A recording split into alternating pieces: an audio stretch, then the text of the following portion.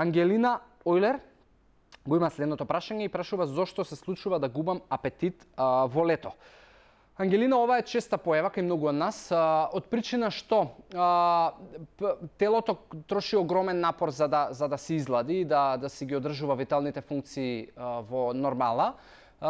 Особено кога се температурите над 30, тоа е многу поизразено и бидејќи при обработката и дегестијата на храната се ослободува топлина и телото троши напор, најчесто како заштита за тоа, телото знае да регулира одредени хормони кои што иницираат глад или ситост, за да се потисне апетитот и на тој начин да се заштити од дополнително прегревање, за да ги заштити највиталните функции и приоритетите во телото.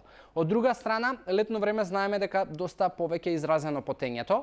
Со потењето се губат доста витамини и минерали, кои што дополнително иницираат намалување на апетитот.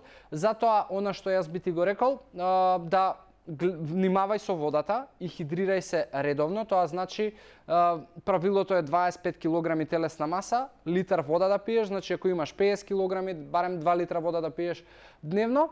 По таа математика кодиш зачувај хидрацијата и гледај да бидеш во простори кои што се климатизирани.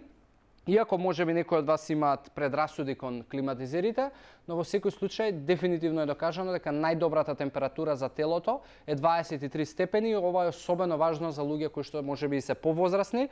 Зборуваме над 60 години, затоа што нивното тело троши дополнителен напор за да се излади, ги загрозува виталните функции, затоа не се плашете од климатизерите, туку напротив гледате да бидете во просторија која што има добра температура и добро хидрирајте се со пиење на вода.